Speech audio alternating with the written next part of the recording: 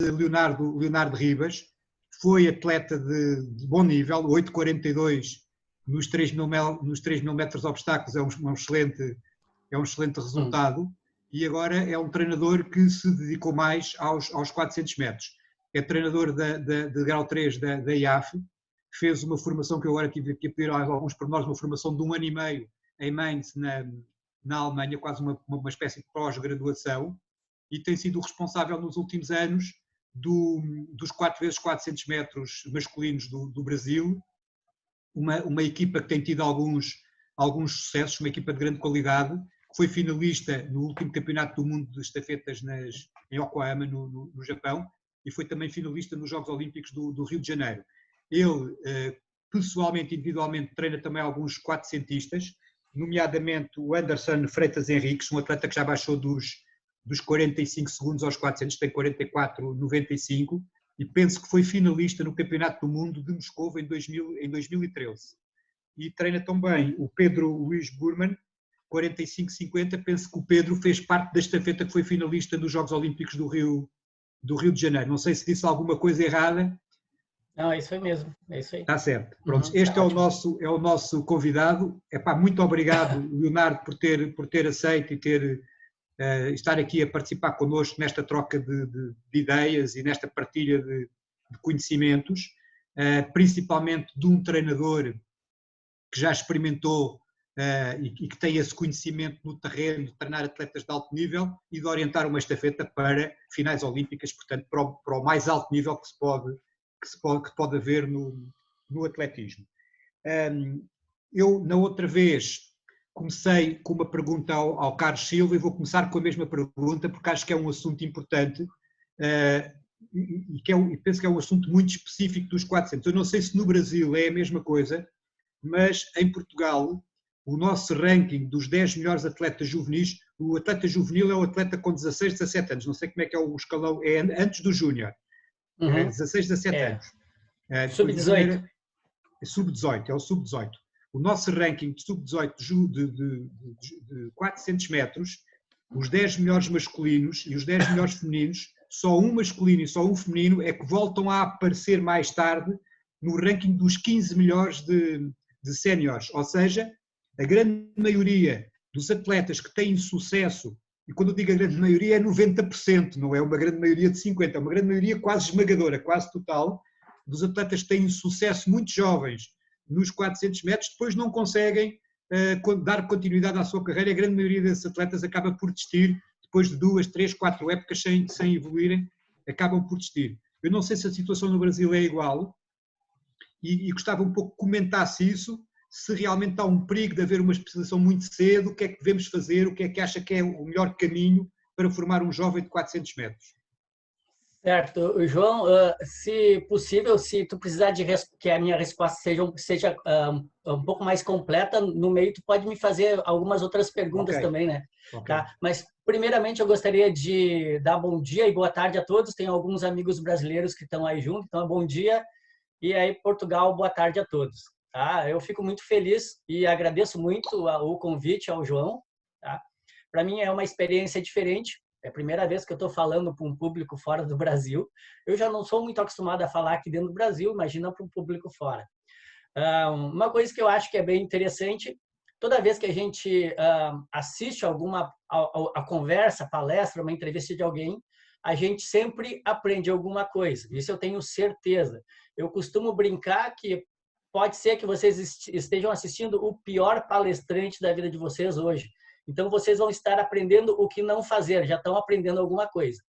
Por outro lado, algumas experiências que eu vou contar para vocês aqui, só eu vivi, mas ninguém viveu, porque as experiências são minhas. Toda vez que alguém vai falar sobre suas experiências, as experiências são exclusivas, pertencentes a ele. Então, pode acabar servindo de alguma forma para que eu possa contribuir para cada um de vocês. E eu espero que eu consiga contribuir pelo menos um pouquinho, que eu já vou estar bem satisfeito. Mas muito obrigado, João. Indo direto agora à pergunta, assim, no Brasil a coisa é um pouquinho diferente, sabe? Que falando bem exclusivamente da prova de 400 metros, a gente tem tido a gente tem tido a sorte de conseguir fazer com que os atletas que se sobressaíram na categoria sub-18, ou seja, 16, 17 anos, consigam chegar até o adulto, uma boa parcela desses atletas. Tá?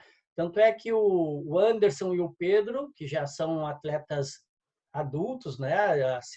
Como vocês chamam aí de... Séniores. Seniors, tá. Eles já estão com 27, 28 anos. Eles começaram a treinar comigo com 17, no sub-18, com 17 anos. E eles ainda estão competindo. E uma grande maioria dos atletas que competiam, uma grande maioria não, uma boa parte dos atletas que competiam com eles naquela época, continuam competindo na prova de 400 metros. Também a gente tem atualmente, entrando na categoria sêniors ou saindo da categoria juvenil, sub-20, desculpa, sub-20, né, 18, 19 anos, a gente tem muito atleta entrando no ranking brasileiro adulto, que vieram da categoria sub-18. Então, a gente consegue ter, na prova de 400 metros, uma boa continuidade dos atletas. Claro que um bom número fica pelo caminho, por várias razões, mas a gente tem conseguido fazer com que, na prova de 400 metros, os atletas tenham uma longevidade, consigam se manter bastante tempo treinando nessa prova. Algumas peculiaridades que eu acho, assim, primeiro, eu não vejo problema em especialização precoce na prova. Eu vejo problema no treinamento, na especialização do treinamento, certo? Então, eu não vejo problema nenhum que os sub-18 compitam, que eles participem de provas de 400 metros, contanto que eles não treinem especificamente para 400 metros ainda. A gente sabe, mais à frente, eu acho que eu vou acabar falando alguma coisinha a respeito disso, né? A gente sabe da questão da reserva de velocidade, da prova dos 200 metros. Eu acho que seria bem mais interessante investir nas categorias de base, na prova de 200 metros, tá? E deixando o atleta competir também no 400 metros, mas para que quando ele atingisse uma maturidade maior, ele tivesse uma boa reserva de velocidade e que essa reserva de velocidade servisse para 400 metros. Na nossa categoria sub-15, categoria sub-16, desculpa, sub-16, que são os atletas de 14, 15 anos, a prova do 400 metros não existe aqui no Brasil, são 250 metros. Tá? Quando eu era dessa categoria, que já faz algum certo tempo, na América do Sul, a prova era 300 metros e a barreira era 300 metros com barreiras, que eu acho uma distância também interessante. Ela se aproxima, o tempo de execução da prova se aproxima muito do tempo de execução da prova no sênior. Léo, desculpa interromper. Em Portugal é assim, o sub-16 é 250 metros e 250 metros barreiras. O sub-18 é 300 metros e 300 metros barreiras. Só que tem uma coisa, que é o sub-16 pode entrar no escalão de sub-18, também pode fazer os 300 metros, e o sub-18 pode entrar no escalão de sub-20, também pode fazer os 400. Portanto, os dois escalões têm as duas possibilidades. Bem interessante, eu acho muito bom isso. Eu acho interessante porque tu abre o teu leque de possibilidades, mas sem precisar fazer com que o atleta já tenha uma prova sem a especialização precoce. O que eu acho isso do 400 metros é o único perigo para as categorias de base é a gente especializar muito cedo. Eu gosto sempre de falar para apostar sempre em trabalhar mais na velocidade, 100 metros, 200 metros, 250 metros, que seja, para mais tarde, daí no sub-20, aí sim começar a especializar um pouco mais na prova de 400 metros. Talvez aí seja um dos problemas que a gente tem. Talvez vocês, não sei, mas é que eu não conheço muito, ou melhor, não conheço nada da realidade de vocês. Essa é a verdade de como funcionam essas categorias, né? Mas talvez se a gente pudesse investir um pouco mais em provas mais curtas nessa fase aí, sem matar algumas etapas, né? Talvez os atletas chegassem nas categorias mais de cima além de estar melhor preparados, com uma cabeça melhor, mais maduros, talvez tivesse menos desistência, né? Uma outra coisa que eu acredito também é que o 400 é uma prova muito dura. E se a gente começa a especializar eles muito cedo, eu acho que psicologicamente, mentalmente, acaba sendo uma prova muito difícil para eles se manterem. Eles já sabem que a coisa é tão difícil que quando atingem alguma certa idade, um pouquinho mais à frente, eles não querem mais passar por esse sacrifício, porque, inclusive, isso tá bem descrito na bibliografia, nos livros, que a prova de 400 é uma das provas mais difíceis de serem treinadas, mais difíceis de serem corridas. Eu diria o 400, o 400 barreira e o 800. São 3 provas que são com uma intensidade muito grande, são muito láticas, né? Muito anaeróbicas, láticas. Então, exige do atleta ter uma cabeça muito boa. E se a gente começa já a exigir deles muito cedo, tirando de fora a questão também fisiológica, né? Eu acho que pode ser que isso acabe contribuindo para que eles desistam da prova. Enfim, isso é o que eu penso. Ok. Então, eu quase que isto dá uma passagem para a próxima questão, que tem exatamente a ver com a importância da velocidade nos 400 metros e se nós devemos fazer esta entrada para a distância através do, como costuma-se dizer, do menos para o mais, ou seja, através da velocidade e depois então mais tarde, noutras etapas, ir à procura da resistência específica, ou pelo contrário, quem defenda do mais para o menos, trabalhar primeiro a resistência de base e então mais tarde a velocidade. Como é que acha que deve ser feita a formação? Bom, primeiro, eu acho que a gente... Lá na iniciação, existem alguns períodos, bem na iniciação, existem alguns períodos onde a gente consegue trabalhar melhor a velocidade dos atletas, né? E então que são períodos, a gente chama isso de períodos, isso eu esqueci agora o nome, mas são períodos que eles estão mais ávidos a conseguirem melhorar a velocidade. As janelas de oportunidade. Oportunidade, isso, exatamente isso que eu queria dizer. Então, assim, eu acho que a gente tem que aproveitar essa janela, mas isso seria uma iniciação, 7 anos, se eu não me engano, 7, 8 anos, seria mais ou menos isso aí, de idade. Seria num atletismo muito mais lúdico, mas já seria, eu acho, o início de a gente começar a trabalhar a velocidade. Eu acredito que a velocidade não deva ser trabalhado sempre, e para qualquer prova, a velocidade. Mais à frente eu acho que eu vou falar um pouquinho sobre isso aí também, mesmo as provas de longa distância, porque qualquer prova que a gente vá competir, vai correr, a gente quer chegar do ponto A ao ponto B o mais rápido possível, no menor tempo possível. Então, velocidade acaba sendo uma capacidade física, uma valência física muito importante. Eu acho que velocidade, eu começaria sempre trabalhando muito velocidade, porque a velocidade para mim tem a ver também com a técnica, né? Com o movimento, com o gesto, com a mecânica da corrida. Se a gente consegue ter uma boa velocidade, trabalhar uma boa mecânica de corrida, isso vai diretamente nos ajudar na questão de economia de corrida durante qualquer prova que a gente vai fazer, em especial 400 metros. Tá? Acho que a gente tem que trabalhar todas as capacidades durante todo o período, durante toda a vida do atleta e durante todas as fases de treinamento do ano, né? Durante todo o macrociclo, enfim, porque todas elas são importantes. Agora, a gente tem que saber jogar esses percentuais, digamos assim, se é que a gente pode dizer.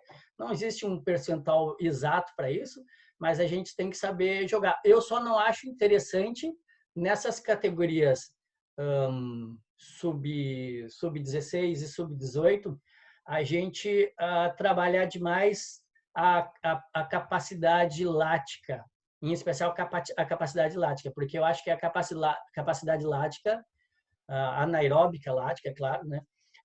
Eu acho que é onde ficaria algum tipo de problema para a gente,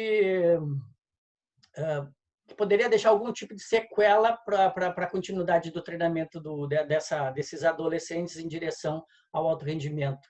Não que não tenha que ter, tem que ter, mas eu acho que um pouco mais de cuidado.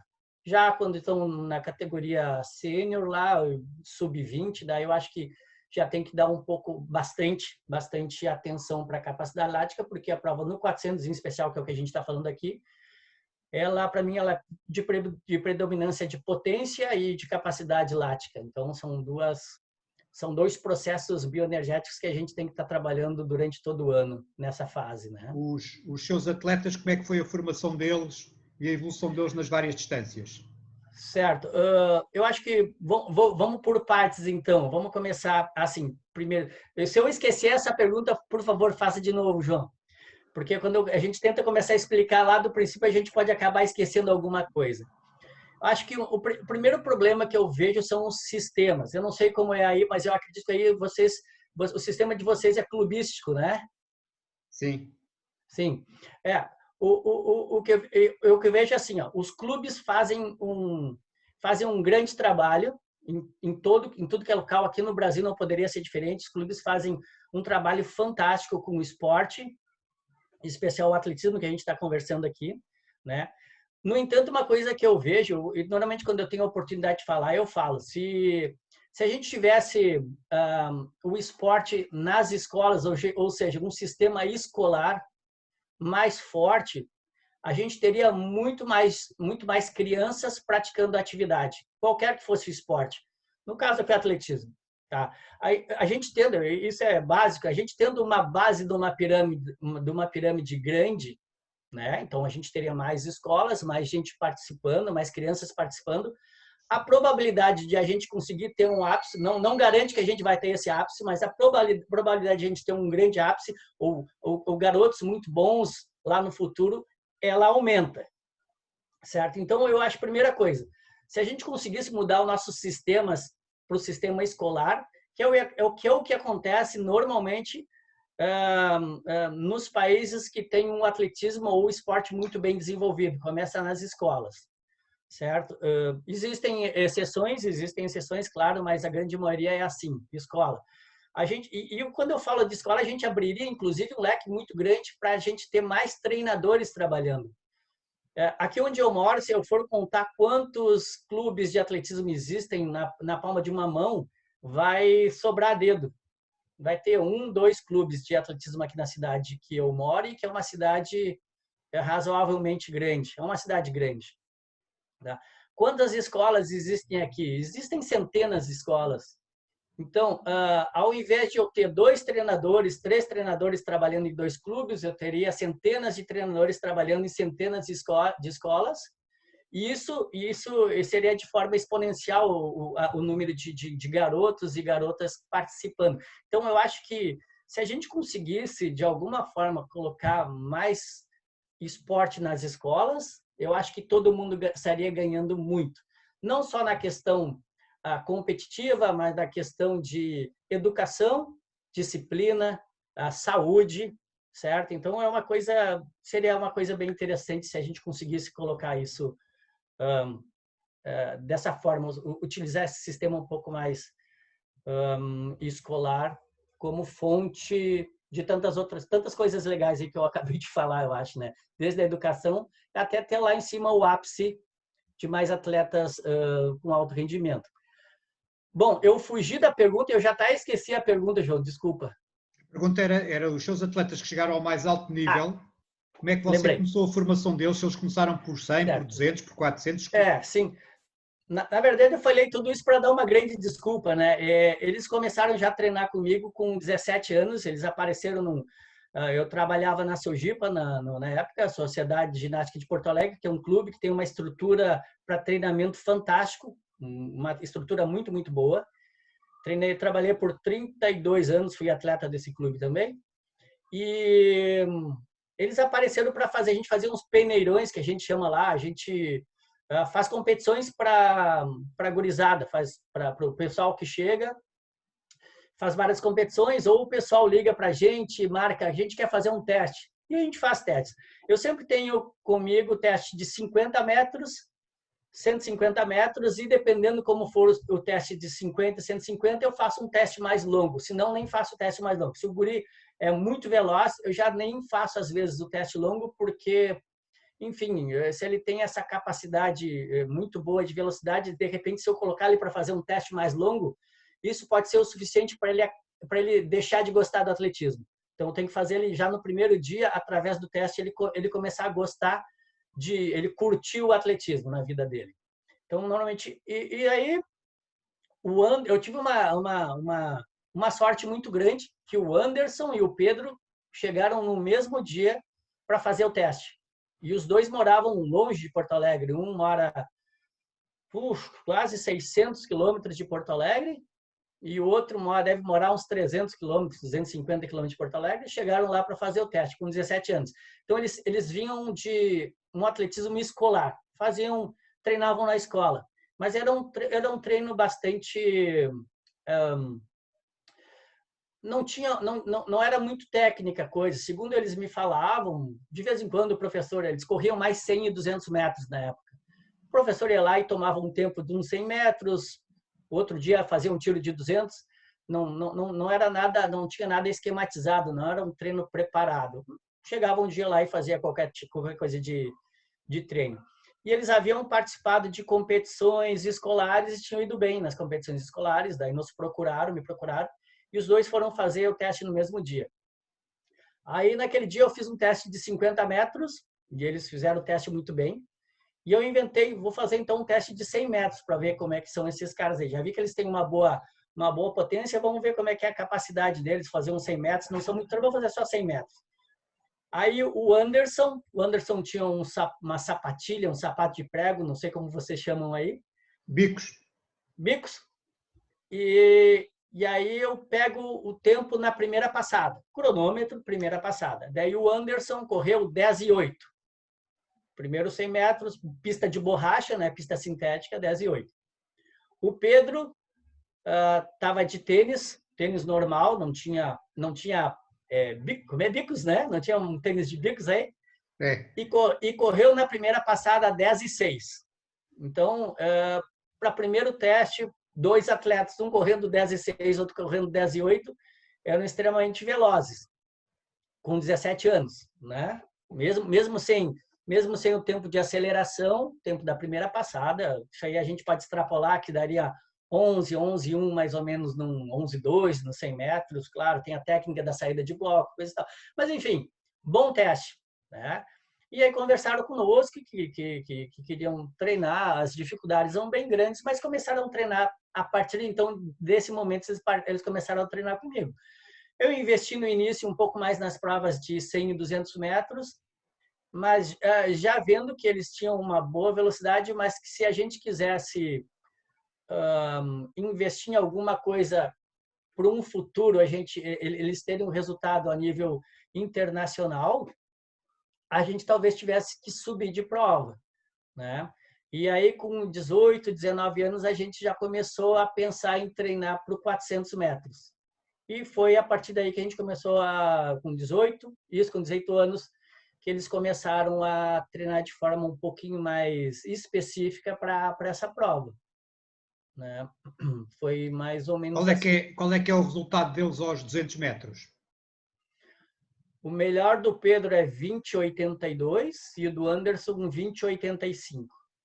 Ou seja, quase que podemos dizer que um atleta, para fazer uma marca na casa dos 45, tem que baixar dos 21 aos 200.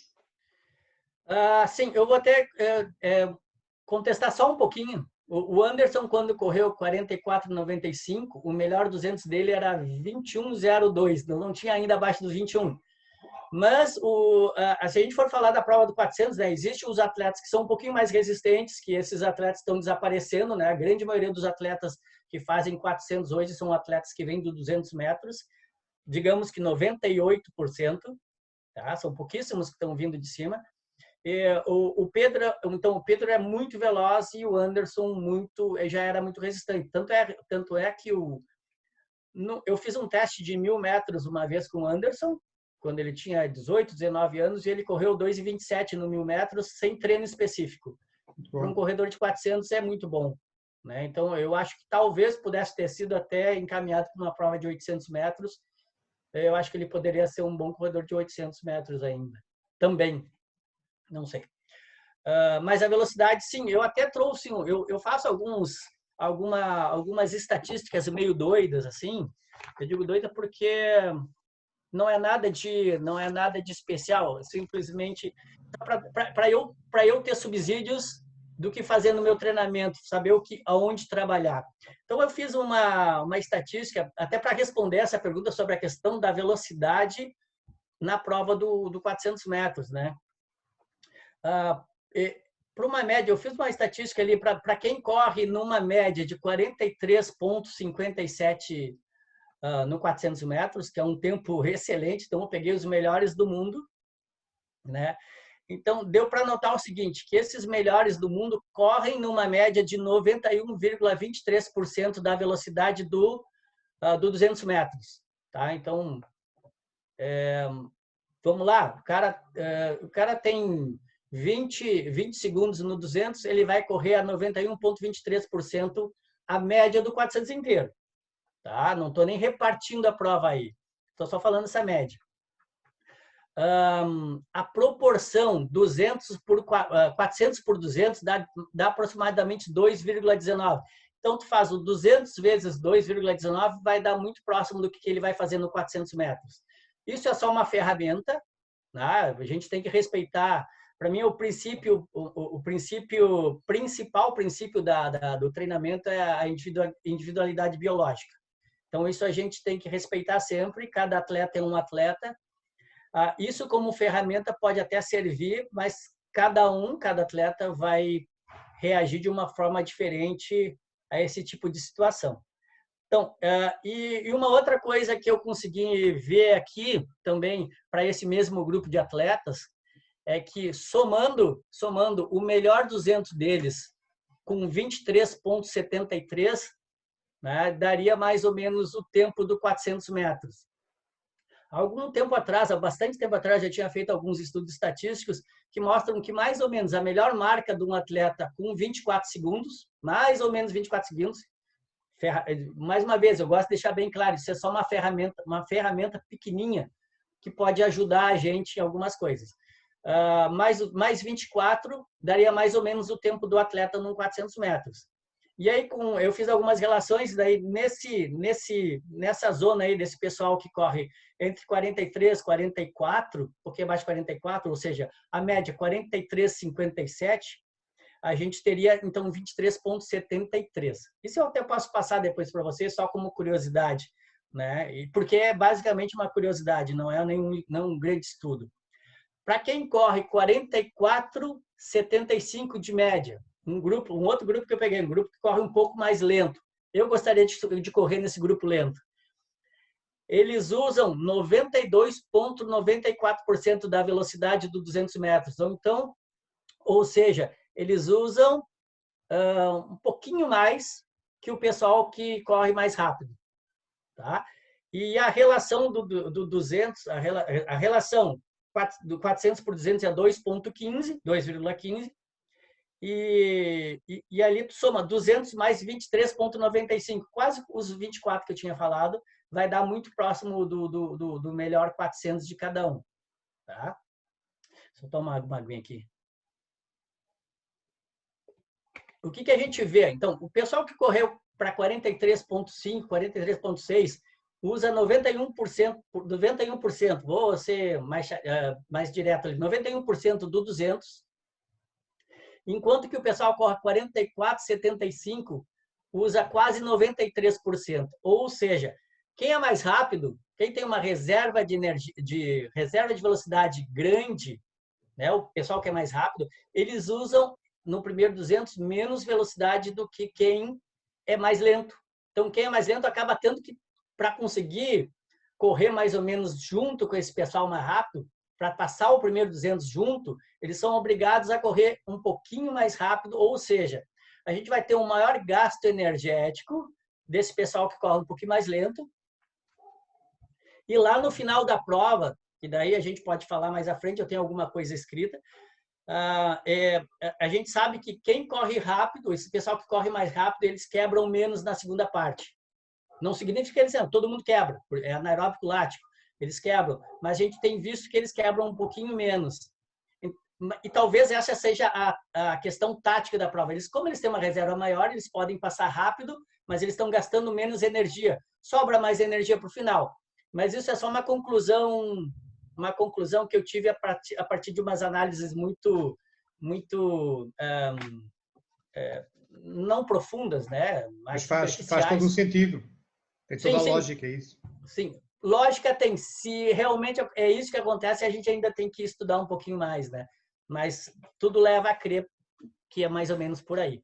Então, tentando responder, o 200 metros eu acho que é a velocidade, né? Em especial daí, nesse caso aí, a potência lática e a capacidade lática são extremamente importantes na prova do 400 metros. Okay. Não sei se eu respondo. E para trabalhar essa velocidade de base com os seus atletas, você faz normalmente ao longo do microciclo semanal quantos treinos de velocidade? Certo. Bom, a velocidade a gente pode trabalhar ela de várias formas, enfim, né? Ela se manifesta de várias formas. E durante a semana eu trabalho quase todas essas manifestações. Vamos lá. Normalmente trabalho velocidade máxima na segunda-feira. Eu não sei se eu não estou atropelando as perguntas aqui, João, mas se eu estiver atropelando... Tá bom, é isso mesmo. Tá?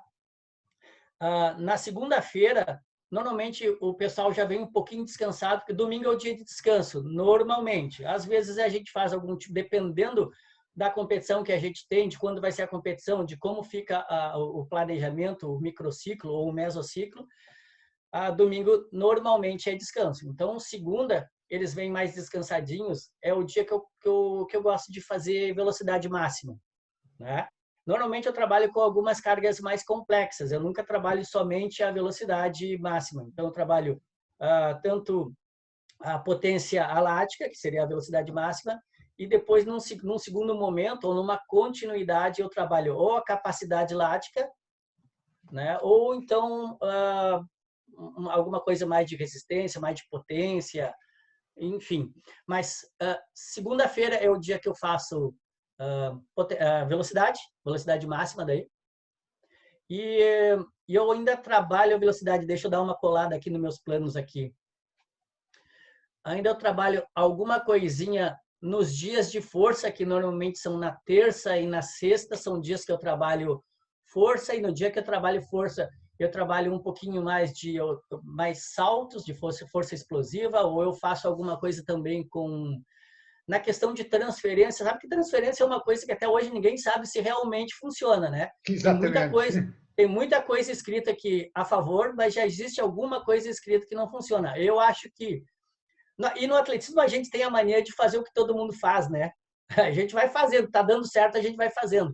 E eu não sou diferente disso. Eu tenho visto que a grande maioria faz essas transferências. Então, normalmente eu trabalho força, depois da força eu trabalho alguma coisa de saltabilidade, força explosiva, às vezes força em subida.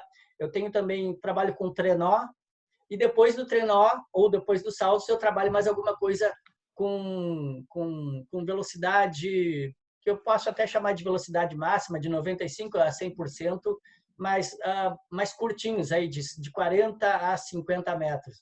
Seria muito mais, que a gente tem quase 30 metros aí de aceleração, então a gente teria de 10 a 20 metros numa velocidade um pouquinho mais rápida, mas basicamente para a gente dar algum estímulo de velocidade depois do trabalho de força. Então, respirando... Isto na terça e na sexta? Os 2 dias da força? Terça e sexta, normalmente. Uhum. Portanto, seriam estes os 3 dias do treino da velocidade, segunda, terça e sexta. Sim, às vezes na quarta-feira, aí tudo depende do momento do treino. Na quarta-feira é o dia que eu trabalho mais, é o dia talvez seja um pouco mais duro, que é o dia que a gente trabalha a capacidade lática, então umas repetições um pouco mais longas. Então, é o dia que também, às vezes, eu faço alguma coisinha de velocidade, mas são estímulos ali, 3 a 4 repetições de 50 metros, com os últimos 30 metros, daí eu faço lançado, os últimos 30 metros realmente forte, os últimos 20 metros forte, que é muito mais, funciona muito mais como uma preparação, um aquecimento um pouco aquecimento mais, para o resto do treino. muito mais aquecimento, mas a gente já aproveita esse aquecimento para trabalhar esse pouco de velocidade, um pouquinho mais dessa velocidade aí, né? Eu tenho muito receio da velocidade máxima por lesão. Eu já tive alguns problemas de lesão por trabalhar a velocidade máxima. Então a gente tem que estar sempre cuidando, né? E tem algumas coisas, alguns treinadores certamente já devem ter passado pelo que eu já passei. Um exemplo bem esdrúxulo aqui, só um exemplo. O atleta tem que fazer 5 repetições de 50 metros. Normalmente eu trabalho mais ou menos 1 minuto por cada 10 metros de recuperação para esses tiros, tá? Um pouquinho mais, às vezes até o dobro. Mas o normal é de 1 a 1 minuto e meio. Então, vai fazer 50 metros, são 5 minutos a 7 minutos e meio de recuperação para ele conseguir que as reservas de ATP-CP sejam recarregadas lá, enfim, né? E ele pode fazer a próxima repetição tão intensa quanto. E daí o atleta foi lá, fez uma repetição, 2, 3, 4 repetições e todas muito, muito boas, todas muito rápidas. E aí, na 5ª repetição, a gente pensa, deixa ele fazer essa 5ª repetição ou peço para ele parar? Tá tão bom o treino, foi tão rápido, será que não é melhor eu pedir para ele parar agora? E às vezes eu peço para eles pararem, né? Às vezes eu peço para eles pararem e a gente sai do treino satisfeitos. E já houve momentos em que eu pedi para eles fazerem o 5º tiro, porque eles queriam fazer o 5º tiro, porque eles estavam se sentindo bem, e o 5º tiro a 5ª repetição é aquela que lesionava, que sentia algum tipo de lesão posterior, talvez nem tão intenso, mas é uma simples fisgada no posterior de coxa num treino já tira a gente 1 a 2 semanas de um treino mais redondinho do que a gente vem fazendo. Então, eu tenho muito receio desses treinos de velocidade máxima. Então, eu tenho começado a adotar um pouco mais os treinos, nos últimos 2, 3 anos, os treinos mais de capacidade. Então, os treinos um pouquinho mais longos, a velocidade um pouquinho mais longa também, tiros de 120, 150 metros, porque eu acho até se aproxima um pouco mais da velocidade da prova, né? E o perigo de ter alguma lesão, a gente eu acho que consegue minimizar. Okay, então vamos lá ver se eu entendi bem. Segunda-feira é o treino mais importante da velocidade, porque eles vêm recuperados do fim de semana, do domingo. Depois, na terça e na sexta-feira, são repetições de 40, 50 metros, em que os primeiros 30 são de aceleração, e é feito um pouco com o objetivo de fazer o transfer depois do trabalho de força. Isso. Então, como é que é planeado? Ou seja, o treino mais importante é o de segunda. Normalmente, como é que planeia esse treino de segunda-feira? Perdão? O treino mais importante é o de segunda-feira. Como é que é planeado? Não, para mim o treino mais importante é o de sábado. Não, estou a dizer em termos de velocidade. De velocidade máxima, sim. Sim, como é que é planeado esse treino? Desculpa, falhou bem na hora aqui. Como é planeado esse treino? Certo. Deixa eu mentir aqui. Deixa eu pegar aqui a minha planilha. Então, potência láctea. Eu faço repetições normalmente de 20 a 30 metros, tá? Só que com uma aceleração prévia. Aceleração de aproximadamente 30 metros. No início do treinamento, lá no período de preparação geral, ou período de base, como alguns chamam, eu faço essa aceleração lançada. Tá? E no momento que eu vou cada vez ficando mais específico o treinamento, daí eu começo a colocar essa aceleração de 3 apoios, certo? Porque daí começa a ficar um pouco mais... os atletas já estão com um bom treino, já estão treinando bem, já estão com uma boa velocidade, então eu coloco essa força explosiva inicial, para ficar um pouquinho mais específica. Né? E basicamente eu uso repetições de até 60 metros no máximo, sendo que para mim o importante são os últimos 20 ou 30 metros. Os primeiros 30 metros no início da temporada eu faço eles lançados, então o pessoal vem mais tranquilo e entra daí um pouco mais rápido os últimos 30 metros e à medida que vai entrando no período específico, período pré-competitivo, daí eu começo a fazer com 3 apoios. Às vezes eu faço alguma coisa em períodos que eu uso também como técnica para saída de bloco, daí também posso usar essas mesmas repetições com saída de bloco, inclusive na curva. E diga-me uma coisa, nesse espaço que é o mais importante da corrida, que é os tais 20, 30 metros lançados, a preocupação principal é o tempo que eles fazem, é a intensidade, é a mesma velocidade máxima, ou a principal preocupação é manter determinados níveis técnicos e descontração? Certo. Para o 400, eu te diria que o melhor é manter o nível técnico de descontração, que isso é muito importante. Para mim, eu diria que a técnica, a coordenação e a técnica seriam aí um dos elementos mais importantes do treinamento, das capacidades físicas, capacidades ou valências físicas, é tão importante quanto a resistência, certo? Porque para o 400 metros, se tu não souber correr, qualquer prova é assim, entendeu? Mas o 400, eu estou falando que o 400 em especial, mas se tu não souber correr de forma relaxada, coordenada, lá no final da prova tu vai ter tido tu vai ter uma fadiga muito maior, né? Porque tu vai estar acabando com as tuas reservas energéticas por falta de qualidade do movimento, por falta de mecânica. Então, para mim, o mais importante é isso. É óbvio que eu cuido do tempo. Eu pego os últimos 20 metros com cronômetro mesmo. Não uso célula nem essas células fotoelétricas, porque eu não tenho. Eu uso o dedo. Porque, para mim, é mais importante saber aproximadamente o que eles estão fazendo de velocidade, mas sempre cuidando da questão técnica.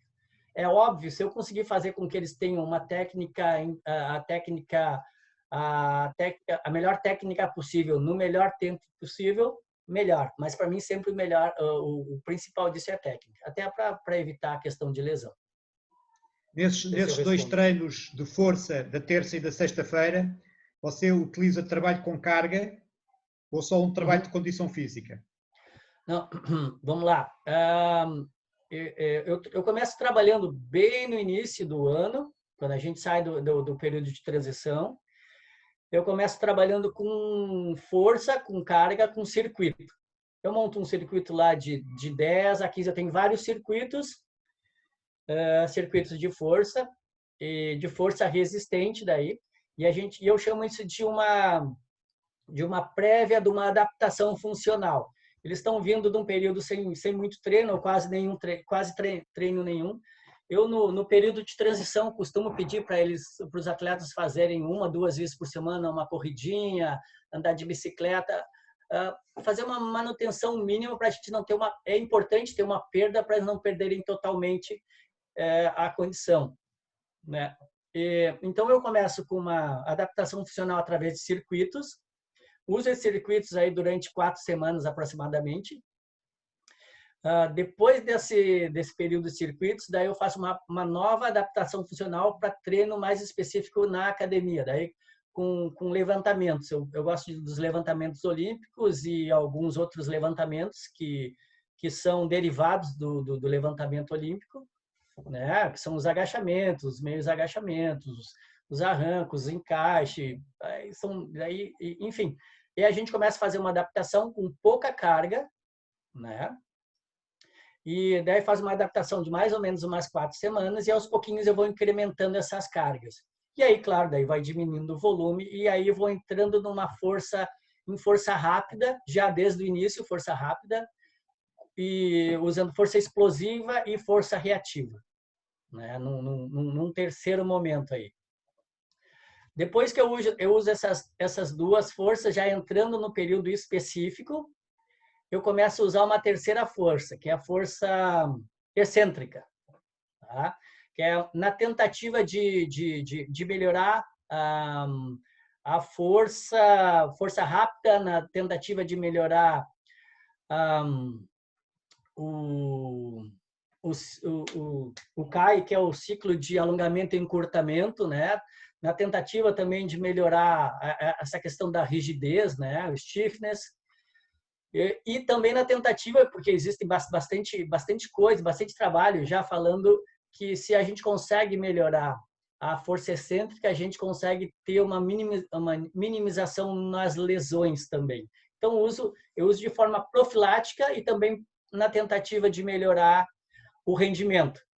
Tá? Então, eu tenho ali de 4 a 6 semanas de força excêntrica, nunca esqueço a força explosiva, a força rápida, nunca esqueço. Né? Então, eu faço uma vez na semana força explosiva ou força rápida, e no outro dia da semana força excêntrica. E depois que eu saio desse período de força excêntrica, já está se encaminhando ali final da parte específica, já quase pré-competitivo, aí fico só com força rápida, força máxima e força máxima não, força reativa e força explosiva, né? Ok, então vou fazer aqui um resumo, ver se está certo. Começa com 4 semanas de 2 circuitos de 10 a 15 exercícios, com o objetivo da preparação física geral e de condicionamento. Depois Isso. passa para um bloco de trabalho com cargas, com alguns exercícios variados de levantamentos, o metido ao peito, o arranque, o meio agachamento, mas que tem 2 objetivos. Por um lado, trabalhar a força rápida e, por outro lado, também preparar o atleta para o treino com cargas. Portanto, as cargas vão adaptação funcional. Depois tem então um período de 4 semanas de força excêntrica e volta a passar para a força rápida e força explosiva e força reativa. É isso? Isso. Por aí. Agora, aqui algumas questões mais específicas. A força excêntrica é feita nos mesmos exercícios que faz a força rápida, só que a forma de fazer o exercício é que é diferente, é isso? Sim, sim. Por exemplo, vou tentar, são os exercícios que a gente acabou dando nome para esses exercícios. Então, se eu falar o nome do exercício para vocês, talvez vai ser difícil de vocês entenderem, mas vamos ver. Um que é bem fácil, que eu uso, é o meio agachamento. Então, a gente bota um caixote, onde o atleta vai sentar nesse caixote, até mais ou menos 90 graus. Então, tu coloca muita carga e ele tem que tirar esse peso e descer de forma lenta. E depois ajuda a subir. Depois ajuda a subir. E eu não uso tanta carga assim também. Eu tenho um pouco de receio de botar carga demais e ter algum tipo de lesão. Então, eu boto bastante carga, trabalho essa força excêntrica, mas eu tenho sempre eu tenho uma gordurinha para ser queimada, mas eles poderiam fazer um pouquinho mais, eu acho. Mas o local onde a gente trabalha não é tão seguro, não tem tanta segurança para eu usar mais. Deixa sempre uma reserva de segurança. Isso, reserva de segurança, essa é a palavra mais correta, isso, exatamente. Se eu tivesse uma gaiola, talvez, daí eu desceria coloca uma trava, não aguentou, ele simplesmente larga o peso e ele trava. Onde eu trabalho não existe isso, então não tenho como fazer dessa forma, mas seria o melhor. Existe um outro, se vocês procurarem no YouTube, existe o Degrassi. Então eu coloquei o nome do exercício, que é o agachamento com o Degrassi, que ele faz um agachamento em queda, ele deixa o peso cair e segura esse peso antes de que ele caia no chão, enfim. Então, ele usa a força da gravidade e o peso para segurar, para travar esse peso, para não cair. Seria força excêntrica, né? Outra forma que eu utilizo também é o meio agachamento com uma perna só. Eu boto bastante peso, ele agacha com uma perna e depois ajuda e sobe com as duas. Algumas coisas desse tipo aí, mais ou menos, que eu uso. Okay. Não são muitos exercícios. Outro também é o de posterior, né? Para posterior de coxa, sobe. Daí esse é um dos poucos que eu faço em máquina. Sobe com as duas pernas e desce com uma perna. Bom, há pouco falou do transfer e de não haver estudos ainda definitivos sobre as valências do transfer. O que é facto é que hoje em dia a grandíssima maioria dos treinadores, sempre que fazem trabalho de força, a seguir fazem trabalho de velocidade ou de saltos. O que eu penso é assim, mesmo que não haja este transfer, este trabalho de saltos tem que ser feito na mesma. E o trabalho de velocidade tem que ser feito na mesma. Portanto, é uma altura para o fazer, é seguir ao treino com cargas, é uma altura como outra qualquer. E se houver o transfer, melhor ainda. Se Sim. isso vier a provar-se que está bem, melhor ainda. Agora, que tipo Exato, de transfer concordo. é que você utiliza? Já vimos aquele da velocidade, além disso, Uhum. há pouco falou dos É, trenós também, dos saltos. sim, sim. Eu gosto muito de usar saltos, eu uso bastante saltos. Uso saltos na subida, dependendo do período do treinamento que eu estou. Uso saltos em subida. Já usei saltos também em descida, num aclive de mais ou menos 5, 6%. Né? Faço alguma coisa, às vezes eu faço também esse transfer em descida, corrida em descida. Mas basicamente eu gosto muito de usar saltos e trenó. Aí o trenó normalmente eu termino a musculação, vou para o trenó, faço no máximo 40 metros com trenó, saída E de 3 com apoios, que percentagem do peso do atleta? Com que escolhe? de 10 a 20%. Eu começo com 10% e vou aumentando. Quando chega a 20%, aí Começa a depois descer outra vez. eu vou tirando para chegar no período competitivo com pouca carga, mas eu até 10% ali é fácil. Eu já usei até 40%. Eu fiz um estudo uma vez junto com um pessoal da Universidade Federal, que é onde eu estou trabalhando, onde eu estou dando treino agora, trabalhando, não, estou trabalhando, né? Eu estou dando treino, estou trabalhando. Mas, enfim, e aí a gente conseguiu fazer alguns exercícios utilizando até 40% de carga, né? Mas a gente até teve uns resultados interessantes, mas eu não gosto de usar mais do que 20%, porque me parece que quebra muito a velocidade e mexe um pouquinho na questão da técnica, da técnica de corrida. Então, Sim, sim, a partir dos 15%, 20% é, há alguns exato. estudos que mostram que altera a técnica. Isso, exatamente. Então, eu Ó, prefiro trabalhar com pouca carga. Leonardo, e nesse transfer chega a misturar vários tipos de treino, ou seja, os saltos e o trenó, ou os saltos e a velocidade, ou o trenó e a velocidade? Sim, sim. Sim, sim. Uma transferência que eu gosto bastante é salto sobre barreiras e depois mais uma corrida de 15 a 20 metros com intensidade, com velocidade. Né? Então, a gente já está mesclando salto com aceleração. Existem alguns momentos que eu faço os saltos e depois dos saltos, ao invés de eu fazer velocidade, eu trabalho um pouco de resistência. Eu gosto de colocar o pessoal para fazer 4 repetições, de 4 a 6 repetições de 200 metros, com 30 segundos de recuperação para 28 a 30 segundos. Não é nada muito intenso, é um trabalho mais de potência, de capacidade lática com potência aeróbica quase. Né? Ok. E mais Então uma preparação. está mesmo a falar no tema que é o próximo, que é o trabalho da resistência, da capacidade Uhum, lática, da potência lática e eventualmente da capacidade e potência aeróbica, se treinar ou não. Portanto, uhum. além deste trabalho de força, terça e sexta, e o trabalho de velocidade, segunda, terça e sexta, como é que completa a semana com o trabalho de resistência? Certo. Na quarta-feira é o dia que eu acho que eu falei ali, que eu acho que tem uma sobrecarga um pouquinho maior, porque ela já vem com uma sobrecarga dos treinos de segunda e quarta, e é o dia que normalmente eu trabalho a capacidade lática. Né? Capacidade lática, como é que eu trabalho? No período de preparação geral, eu trabalho até repetições de 800 metros. Né? Eu gosto 800, 600 metros. Eu não gosto muito mais de 800 metros. Já fiz repetições de 1.000 metros para os atletas. Sei de muito atleta que faz repetições acima de 800 metros. Sei de muito atleta que não faz repetições acima de 400 metros. Então, eu gosto de usar entre 800 e 600. Para mim, a repetição que eu mais gosto nesse período de preparação geral são os 600 metros. E, normalmente, onde eu começo trabalhando potência aeróbica com capacidade aeróbica, né? Por que potência? Porque no início eles ainda estão descansados, então a gente trabalhando potência e pela intensidade que eu coloco das repetições, que não é uma intensidade tão alta, mas para o final eles já vão estar um pouco mais cansados e daí a gente também já está trabalhando um pouco dessa potência lática, né? Já estão começando a trabalhar essa tolerância ao lactato, que é o que acontece quando a intensidade não é tão baixa já. É Ou seja, o próprio treino é misto. Começa com a parte mais aeróbia e acaba anaeróbia.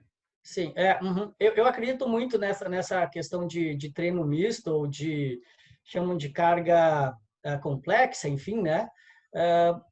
Porque é muito difícil fazer qualquer treino, a menos que seja um treino muito, muito específico. Eu vou fazer um treino lá de potência, eu vou correr um 300 e um 200 para ritmo de prova, daí a gente até consegue, e mesmo assim eu acho que o 200 metros já vai estar trabalhando um pouquinho, mesmo que a gente tenha uma pausa longa, a gente vai estar trabalhando um pouquinho de capacidade também, né? Porque já existe um resíduo. Esse trabalho de 600 metros, por exemplo, são o quê? São 3 repetições?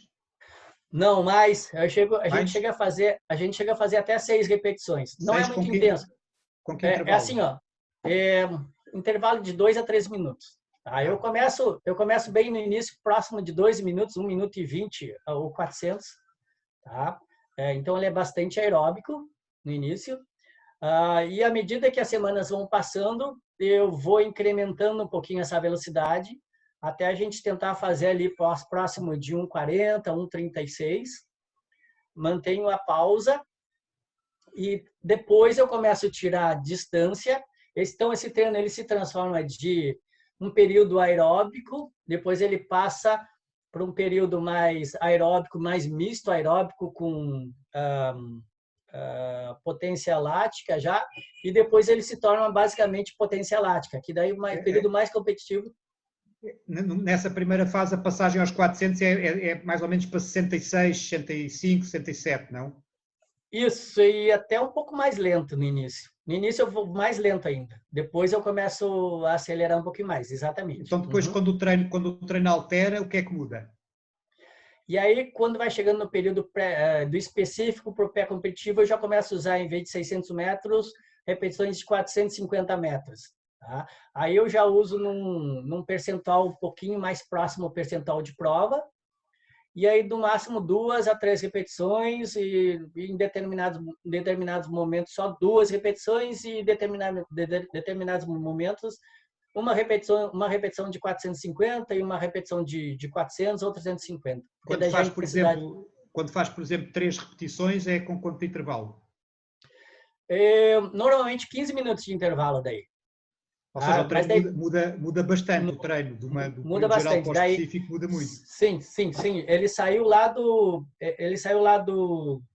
da capacidade da potência aeróbica e foi até a potência lática. Capacidade de potência lática. Exato. E as pausas, eu gosto sempre de fazer pausas ativas. Normalmente eu faço 5 minutos parado para dar aquela recuperada, aí mais 5 minutos ou trotando ou fazendo algumas repetições de 50 metros leve. Eu até gostaria que fosse mais rápido, mas eles não conseguem, daí fazem só essas repetições de forma bem tranquila. 5 minutos parado, tomar uma aguinha, deita um pouquinho na sombra e vamos para a próxima repetição. Então, eu gosto de fazer para haver uma recuperação ativa e uma libertação do ácido lático. Para tentar isso, remoção mais rápida. Isso. O Leonardo alguma vez ouviu falar daquele circuito Oregon? Sim, uso. Eu treinei um tempo com o Luiz Alberto. E o Luiz Alberto eu acho que foi um dos precursores do circuito de Oregon. Ele inventou esse circuito. Sim. Eu não quis dizer que foi ele, porque eu podia estar errado, mas pelo que eu sei... Foi ele que inventou. Inclusive, eu tenho... Na altura, o Joaquim Cruz era da Nike, e eles viviam lá em Oregon, e acabou por chamar-se o circuito Oregon, e o Luiz Alberto não gostava nada disso, porque dizia que eu é que inventei o circuito. E é mesmo isso que você estava a dizer. Depois, no final da repetição, descansavam 3 minutos, depois tiravam os bicos, o sapato com prego, depois faziam o tal circuito. Ele até tinha umas placas de madeira com os exercícios do circuito. Era um circuito levezinho, era muito ligeiro. E o circuito demorava cerca de 5, 6 minutos. Depois descansavam mais 3, voltavam a calçar a sapatilha para fazer a repetição seguinte. Eram treinos de altíssima intensidade.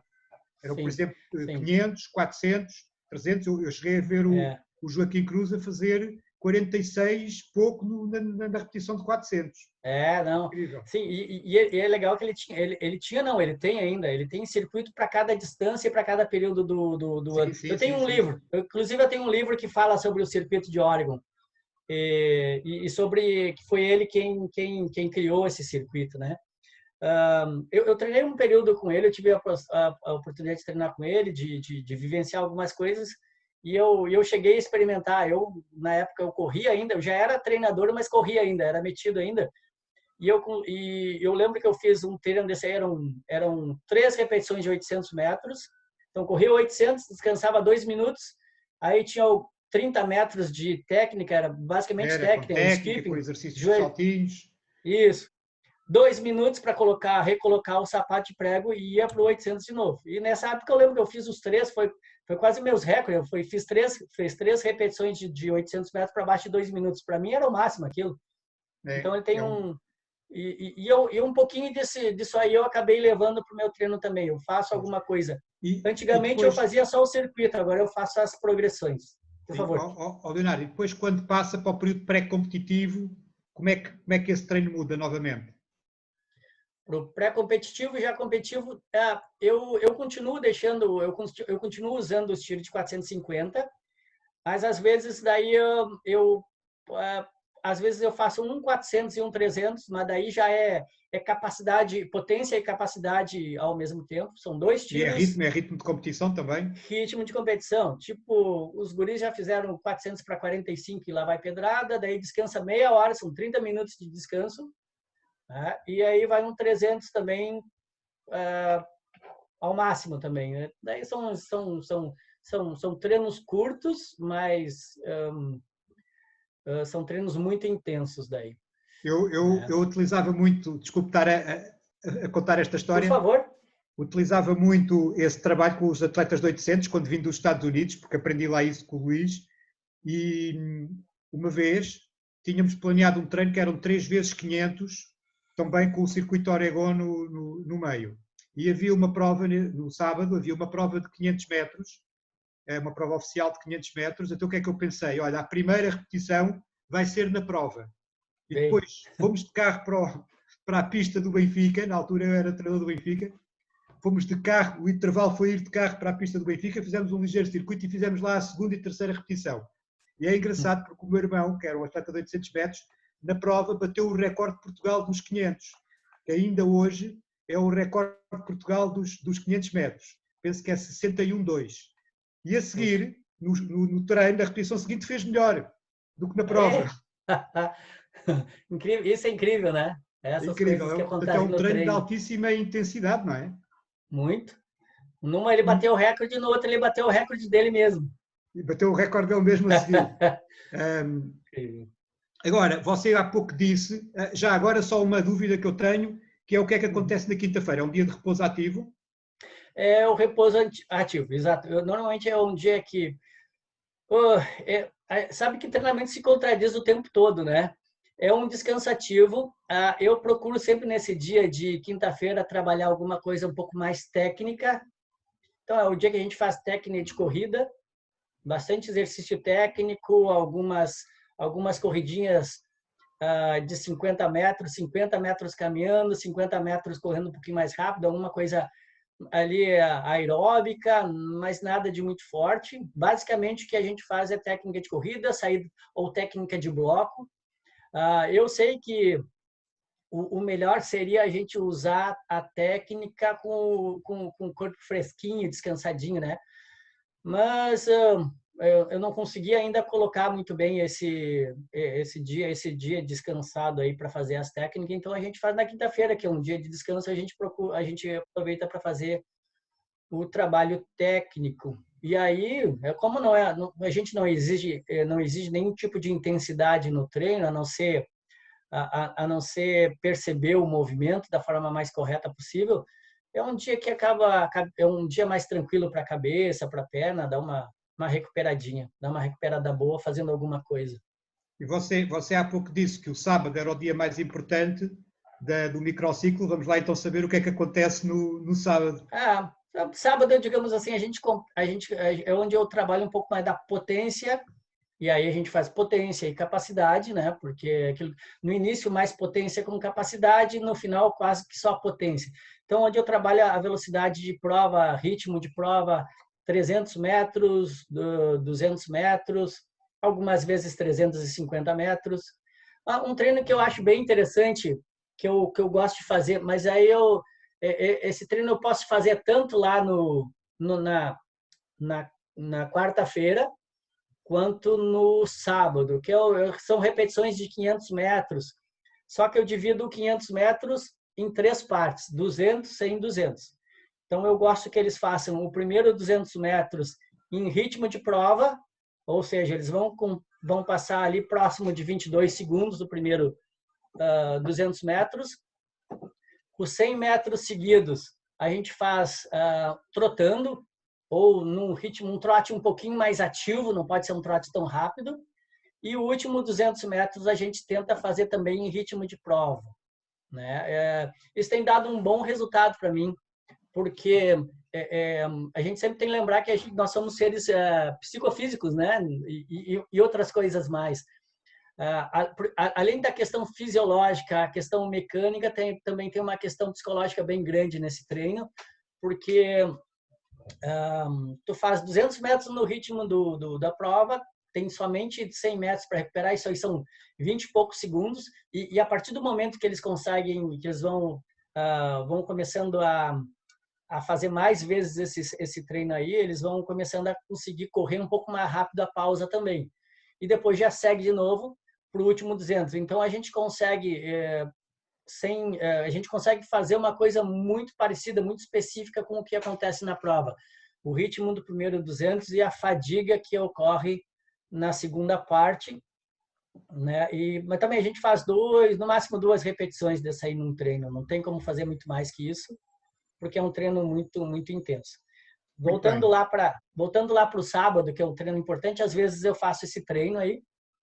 Se não, eu faço repetição de 300 metros, 200 metros. Às vezes eu gosto de colocar um 150, só para dar uma quebrada, tirar o corpo da inércia, porque eles aquecem. O 300 metros é 300 ou 350, é uma repetição tão intensa que às vezes eu uso um 100 metros, um 120 ou um 150 metros em ritmo de prova. Ou seja, eles vão correr um 150 para próximo de 17, lançado, não é uma coisa tão rápida, é uma coisa tranquila o ritmo de prova.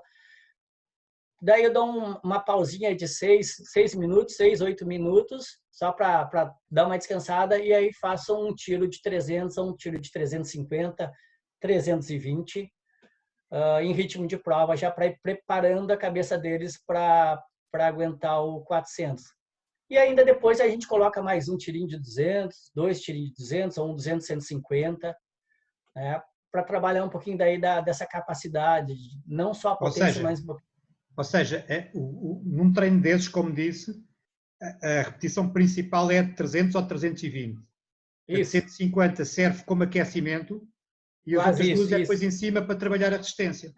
Exato, exatamente. São treinos complexos, né? Carga complexa, que eu chamo isso. Ok. Eu não quero desperdiçar aqui a oportunidade. Nós não temos muitos treinadores que tenham preparado atletas para as grandes competições internacionais, como é o seu caso. Já teve um finalista num campeonato do mundo e uma estafeta numa final olímpica. Como é que funciona aquele último microciclo antes da grande competição? Bom, esse é difícil, né? Parece fácil, mas é o mais difícil. Eu era corredor de meio fundo, né? Eu corria 3.000 metros com obstáculo. Então, eu fui um treinador que sempre, quando atleta, eu gostava muito de treinar. Nunca fui um grande atleta, sinceramente, não acho que tenha sido um grande atleta, mas gostava muito de treinar, adorava treinar. Então, treinar para mim nunca foi problema.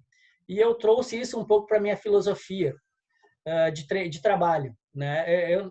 E às vezes eu tenho que me segurar muito porque eu posso passar muito do volume para o pessoal que corre 400. Então eu tenho que me segurar, tenho que cuidar bastante. Eu já experimentei de tudo em período de pré-competitivo, Mas o que eu tenho feito ultimamente são os treinos assim. Se a competição é sábado e domingo, ou sábado ou domingo, o último estímulo que eu faço um pouco mais intenso é na quarta-feira. Tá? Ultimamente eu tenho usado um treininho que são 3 repetições de 300 metros, com 1 minuto e meio de pausa para mais ou menos 23 segundos. É um treino de ritmo e já trabalho e já um pouquinho de capacidade lática, né? Talvez não seja a coisa mais interessante a ser feita, pelo que eu tenho visto, mas tem dado algum tipo de resultado. E aí ou então eu faço umas 2 repetições de 250 metros em ritmo de prova, né? Daí a pausa fica um pouquinho maior, 10 a 15 Na minutos. quarta-feira. Na quarta-feira, Que é para ter ainda quinta e sexta para recuperar. Para recuperar.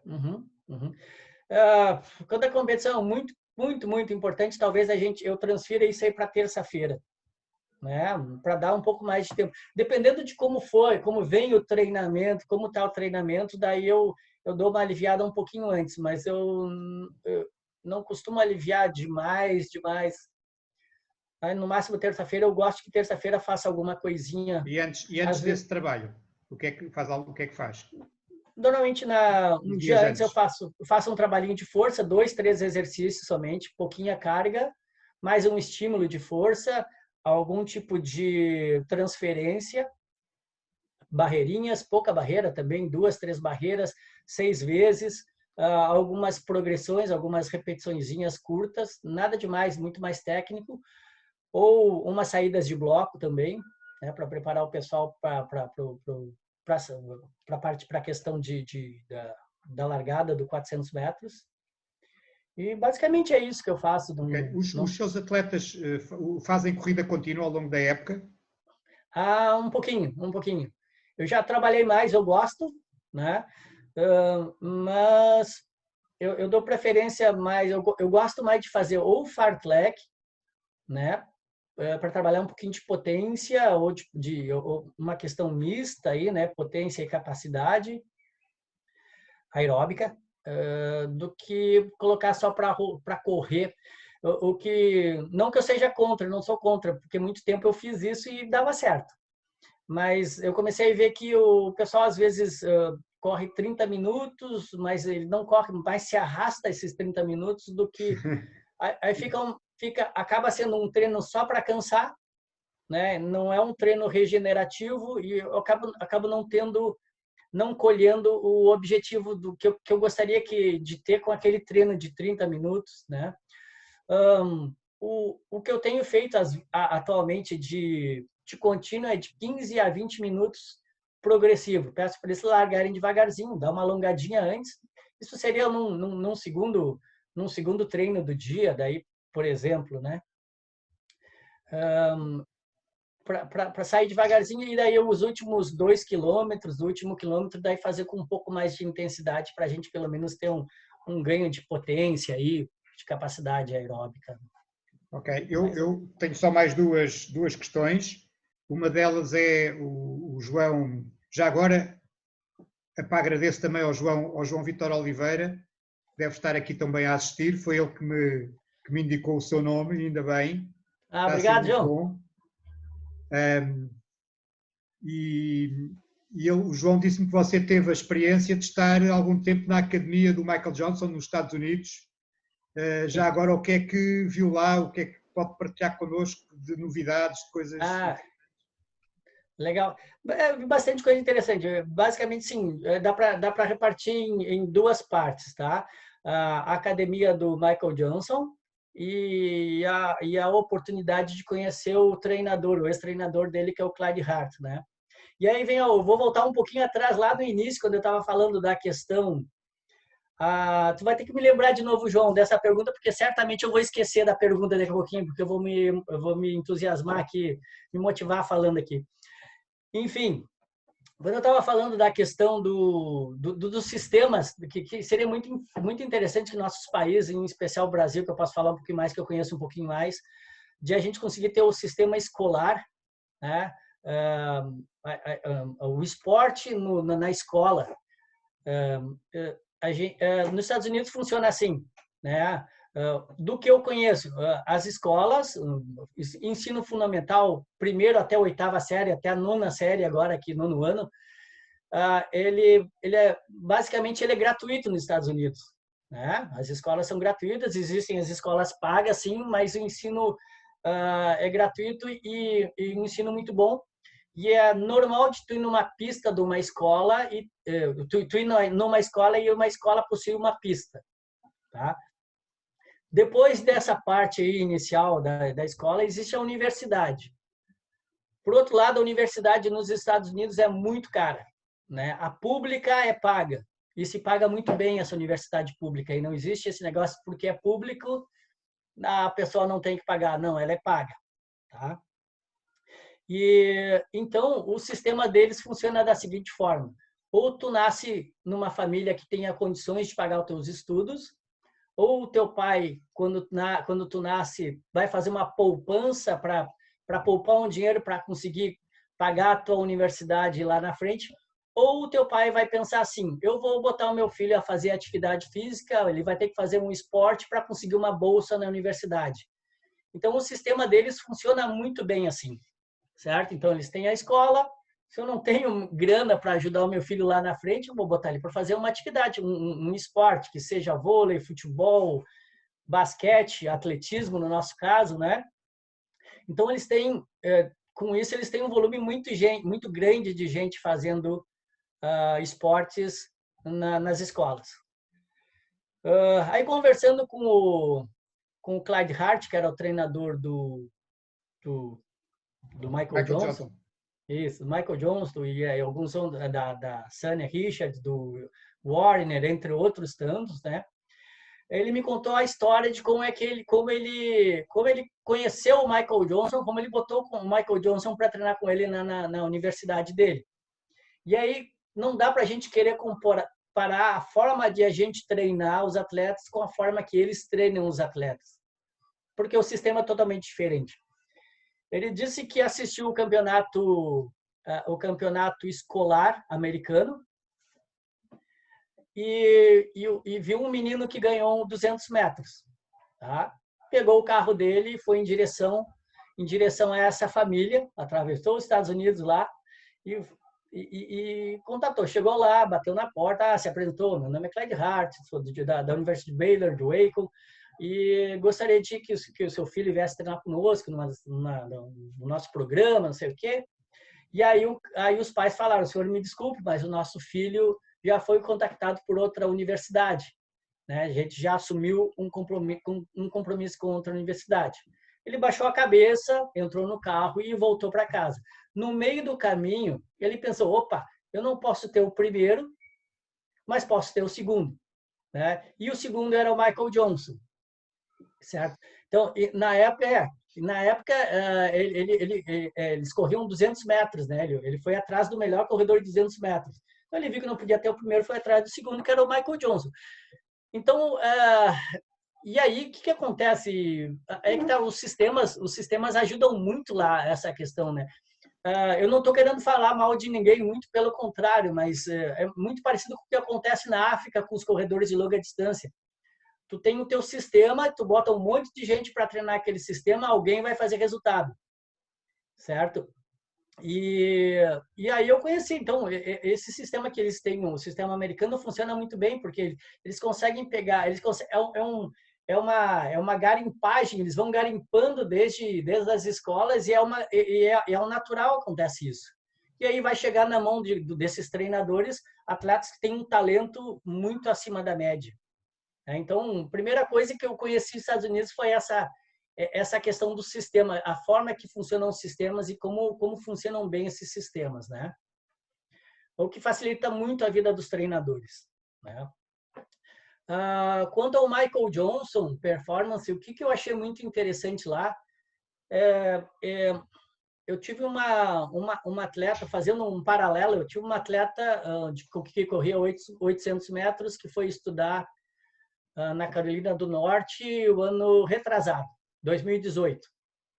E os pais dela acompanharam ela na primeira semana que ela foi lá para a Carolina do Norte. E a primeira coisa que eles fizeram foi mandar fotos para mim, e foram fotos da fisioterapia da universidade. Lá qualquer universidade tem tô exagerando, mas quase todas, é quase que não é exagero isso, mas uma grande maioria das universidades tem uma boa pista, então uma boa estrutura física e uma boa estrutura interdisciplinar ou multidisciplinar, né? Eles possuem uma fisioterapia muito boa. Então, o que eu consegui ver de muito interessante é de que forma que eles utilizam essa fisioterapia tanto para prevenir lesões quanto para recuperar a lesão. Numa dessas idas para lá, o Pedro torceu o pé correndo na curva. A gente estava fazendo umas repetições fortes na curva. Na hora que ele botou o pé, ele deu uma torcidinha. Um dia antes de a gente viajar. E aí eu liguei pro pessoal e falei, o Pedro machucou o pé aqui no treino. Se ele ficar em Porto Alegre, ele não vai tratar. Eu gostaria que ele fosse junto, porque ali, pelo menos, eu vou poder fazer um treino alternativo para ele fazer a recuperação conosco, porque estavam indo conosco também fisioterapeutas, né? Aí ele viajou e a gente fez o início da recuperação dele dentro de uma piscina com esteira, que ficava dentro de uma fisioterapia. Então, ele ia fazer o treino, a gente botava ele fazer, tinha corrente de água contra dentro esqueci como fala isso, mas enfim, uma corrente de água contra, então tu conseguia. E ainda tinha televisão, tu via como ele estava apoiando o pé no solo de lado e de frente. Né? Então, o pessoal tem uma estrutura muito, muito boa. Né? E outra, a fisioterapia ficava de frente para a pista, a fisioterapia de Baylor. Tu vê as janelas e aí tu vê a pista. Numa outra ocasião, o Anderson estava com uma lesãozinha também no posterior, ele escorregou fazendo... ele estava fazendo agachamento na rua e tinha chovido um dia antes, e onde a gente fazia agachamento era de terra e ficou meio molhado. Ele botou o pé em cima, quando ele agachou, o pé escorregou e machucou o posterior. E ele foi para lá e a gente começou fazendo treinamento no que eles chamam lá de Alter G, não sei se vocês já viram, é uma esteira que tu veste a esteira e aí tu flutua, tu tem menos impacto. Então eles têm disso para conseguir contribuir com o treinamento regenerativo, ou mesmo se o atleta deu uma lesionada, tu conseguir tratar dele, né? Não para de treinar mesmo estando lesionado. E eu acho que isso para mim foi a grande sacada que eu vi lá. Existe uma equipe interdisciplinar ou multidisciplinar muito forte trabalhando com os atletas. Eles têm os problemas deles, é óbvio, tem também, mas as estruturas que eles têm são muito boas, né? Todas as estruturas são muito Leonardo, boas. Como é preparar uma equipa de estafeta para uma grande competição como os Jogos Olímpicos? Então, não é só um atleta, é completamente diferente, é uma equipe. Sim. Quais é que são as particularidades dessa preparação? A experiência foi muito interessante, foi muito legal. Eu não me arrependo de nada da experiência. Acho que a gente podia ter chegado um pouquinho melhor nos jogos. A gente teve algumas baixas, então sinceramente eu acho que a gente podia ficar entre os 5 primeiros, entre os 4 primeiros. Eu sempre acreditei até numa medalha desse 4x400, porque a gente tinha um pessoal treinando muito bem. Eu acho que talvez a gente tenha errado na forma de fazer a coisa toda, né? Diferente do 4 por 100 metros, a questão de treinar passagem, a questão do grupo no 4 por 100, ela é muito maior do que no 4 por 400. Tá? Porque no 4 por 100 a coisa tem que ser, as passagens têm que ser muito mais técnicas, muito mais certas, têm que serem acertadas no momento da passagem. Isso é lógico, né? Então, a questão de trabalhar a passagem é muito importante. Então, os atletas devem estar juntos treinando essas passagens. No 4x4, a gente fez uma coisa meio parecida, né? E eu acho que faltou aproveitar um pouco mais a oportunidade de colocar o pessoal para competir, porque é uma outra coisa que eu vejo, até aquela hora, voltando lá atrás, tá? Tu perguntaste para mim sobre a prova do 400 metros, né? Eu te falei que a gente consegue manter o pessoal treinando por muito tempo no 400 metros aqui no Brasil. Então, a gente tem o pessoal lá do sub-18, do sub-17, sub-18, desculpa, treinando, entrando no adulto agora e fazendo frente para o pessoal adulto. Tem o pessoal que é adulto já há algum tempo, sênior, né? É sênior que fala, né? Sénior. Sênior. O pessoal que é sênior há bastante tempo, que vem lá das categorias de base. No 400 metros no Brasil a gente tem isso. Mas eu acho que o que falta para a gente... E outra coisa, o sistema nos Estados Unidos tem muito bom, é a questão de períodos muito certos de competição. Entendeu? Existe o período do corta-mato, lá do cross-country, existe período indoor, existe o período outdoor, aí vem o período de descanso e recomeça tudo de novo, né? E uma outra coisa que eu vejo assim, quanto à questão de treinamento, vontade de treinar dos nossos atletas, eu não acho que a gente perca para ninguém essa vontade. Acho que todo mundo tem muita vontade de treinar aqui no Brasil.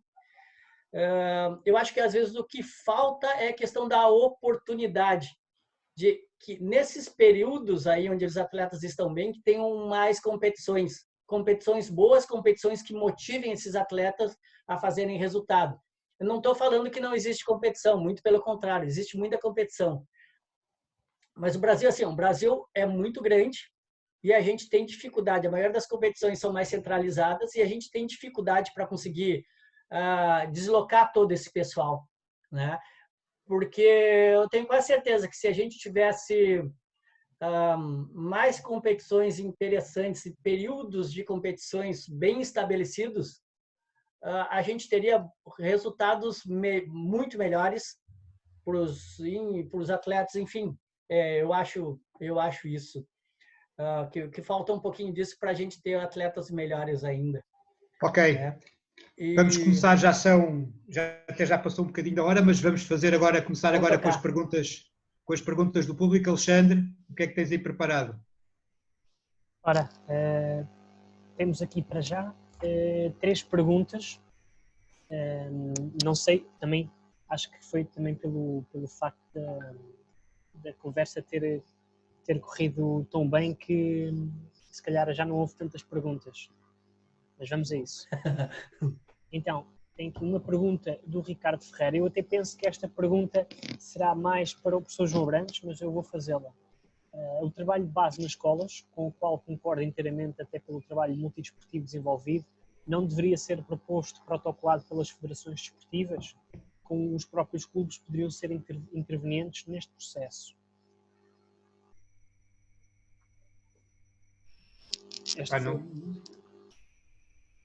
Não sei.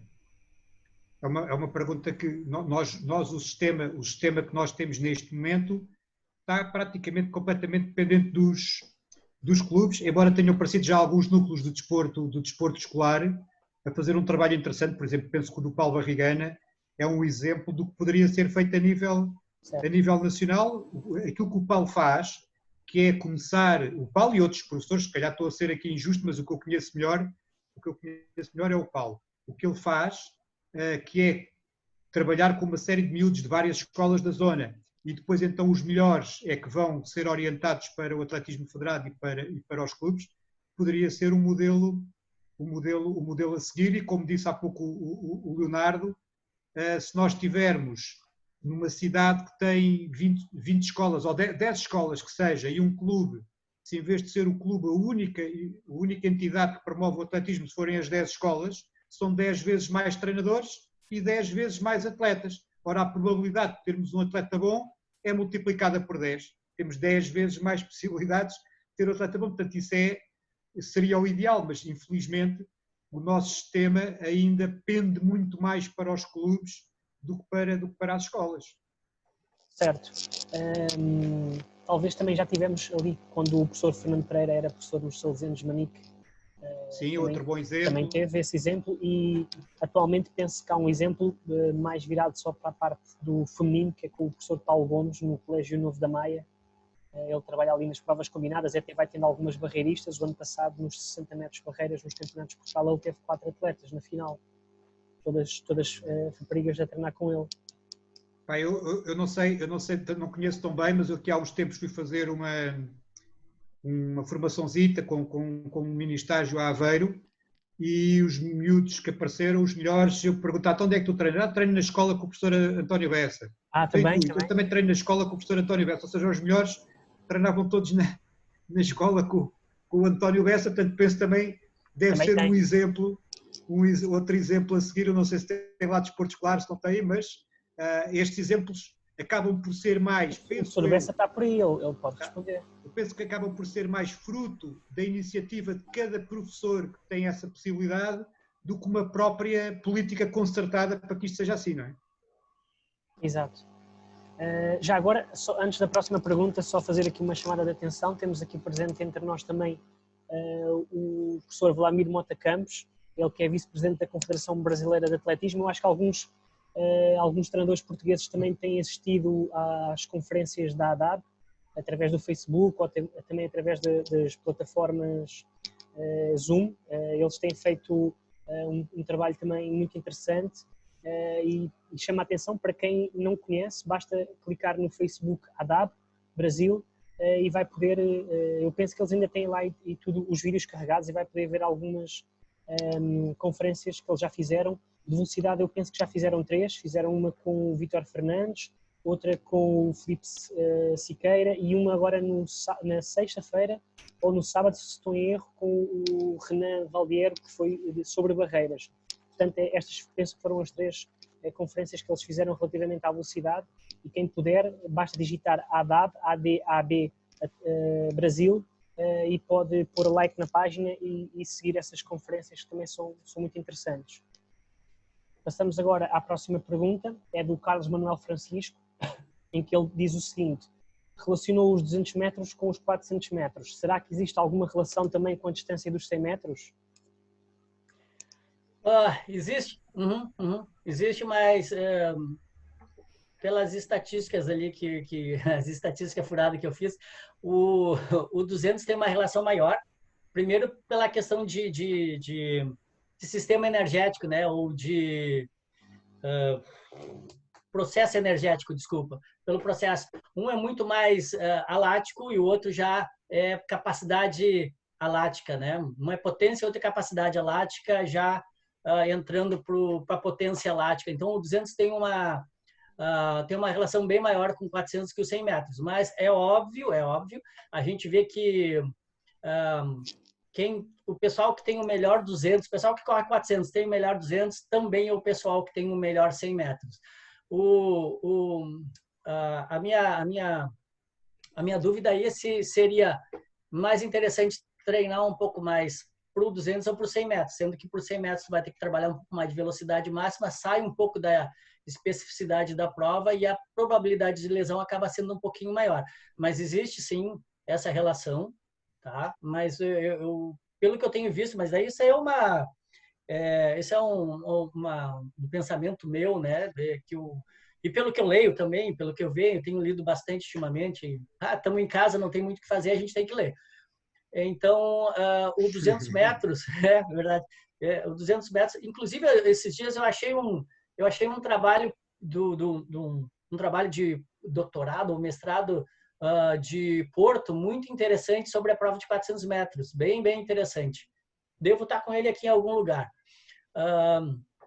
E falando sobre algumas coisas, sobre ritmos, enfim, muito legal. Uma outra coisa, aproveitando, uma outra coisa que o pessoal tem falado muito é força máxima resistente, que essa força seria uma força específica por 400 metros.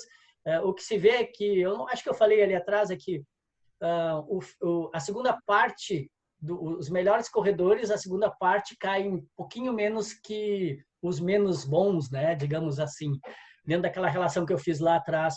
Então, e aí a questão da técnica de corrida eficiência técnica e eficiência, tem menos desgaste energético, mais força.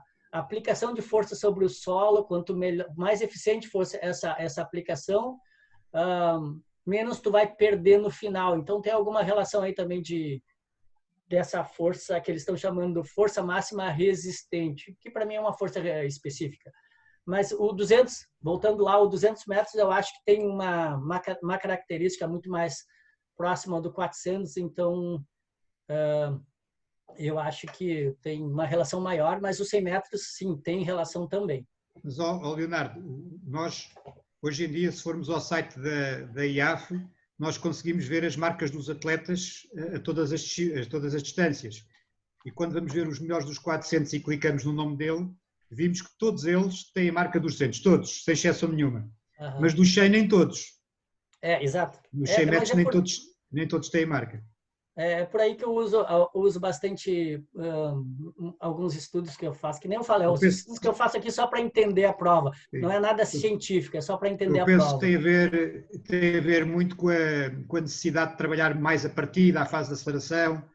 Também o treino do 100 exige um trabalho mais de força máxima.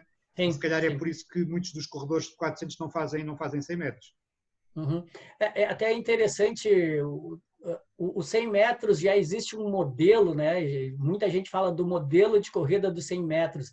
O 400 não existe, isso não está bem determinado, porque como é uma prova mais longa, uma prova que a gente usa muita potência lática e capacidade lática, ela é muito individual, né? O 100 metros tu tem que sair muito rápido ou tu não vai conseguir correr. Então fica um pouco mais fácil de fazer esse modelo técnico. Já o 400 vai depender muito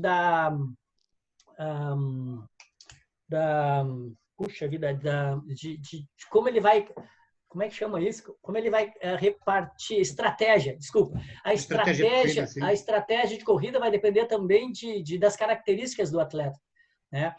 O que eu tenho visto, os grandes corredores têm corrido abaixo de 1 segundo o primeiro 200 metros.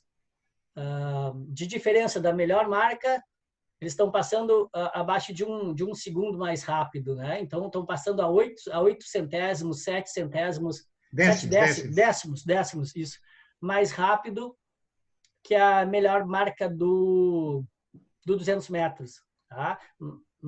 Isso não é uma regra, tá? Mas o que eu tenho visto. E tem muitos corredores de 400 que não aparecem as marcas de 200, ou os 200 são 3, 4 anos antes de eles terem corrido a melhor marca do 400. Então, às vezes fica difícil fazer relação, mas é uma relação bem forte 200 com 400, sim. Alex. Temos agora aqui uma pergunta do Pedro Mirassol. Ele questiona o seguinte: qual o aquecimento dos seus atletas para as séries? Apenas técnica de corrida? Bom, a gente tem alguns tipos de aquecimentos que a gente faz, né? O que eu gosto de fazer, quando a gente tem repetições séries, eu gosto que eles façam 2 voltas trotando, depois mais 2 ou 3 voltas correndo, 50 metros acelerando, 50 metros caminhando, 50 metros acelerando, 50 metros caminhando, já para trabalhar um pouquinho de velocidade, começar a preparar as fibras rápidas. Após esse aquecimento aí, eu gosto muito de trabalhar o que eu chamo de flexibilidade ou alongamento dinâmico. E isso é bem fácil. Se vocês colocarem no Google, no YouTube lá, Dynamic Stretching, vai aparecer bastante vídeo a respeito disso, que é uma coisa... Bom, primeiro, aquecimento para que serve? Primeira coisa do aquecimento é elevar a temperatura corporal. E depois o resto, todas das questões biológicas acabam acontecendo, né? Então, se depois eu botar o pessoal para correr, fazer algumas progressões, botar o pessoal para fazer um alongamento passivo, eles vão perder esse aquecimento. Tá? Basicamente é só lógica isso, né? Eu sei que tem muita gente que se não fizer alongamento passivo, não corre.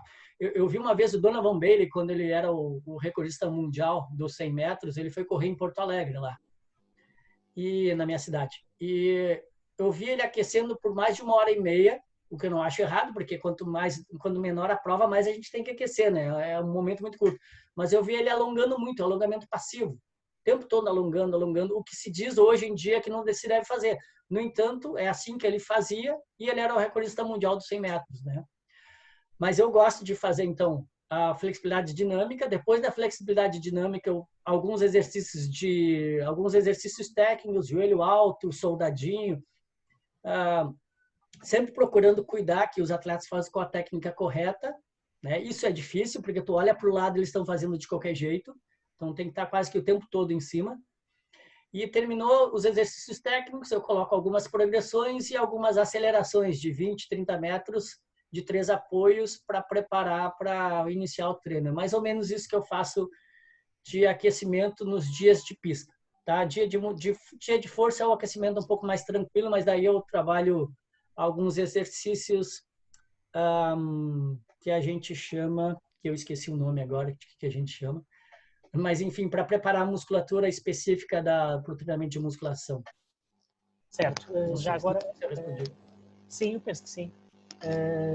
Já agora tenho aqui também mais uma questão do Pedro, que ele pergunta qual a melhor estratégia para correr os 400 metros, tanto em pista coberta como em pista de ar livre. Bom, a pista coberta eu não conheço muito, porque a gente só tem uma pista agora, que a gente foi ter uma pista coberta na Bolívia, Cochabamba, e teve o primeiro sul-americano indoor, se eu não estou enganado, foi esse ano, foi início do ano também. Foi 2020. Né? Eu já tive, o Anderson já correu algumas vezes, eu acho que em pista coberta a estratégia é extremamente importante, é mais importante eu acho até do que ao ar livre, né? Porque o que eu tenho visto é que normalmente quem consegue sair do balizamento à frente, normalmente é quem ganha a prova, dificilmente perde a prova, porque aí vem uma estratégia, tu consegue correr um pouco mais para fora da raia, tu só dá uma brecadinha, o cara que está atrás também tem que brecar, e aí tu consegue ir para frente. Então, mas eu não sou o cara mais indicado para falar sobre estratégia de indoor, porque eu tenho pouca vivência nisso. Tá? Quase nenhuma.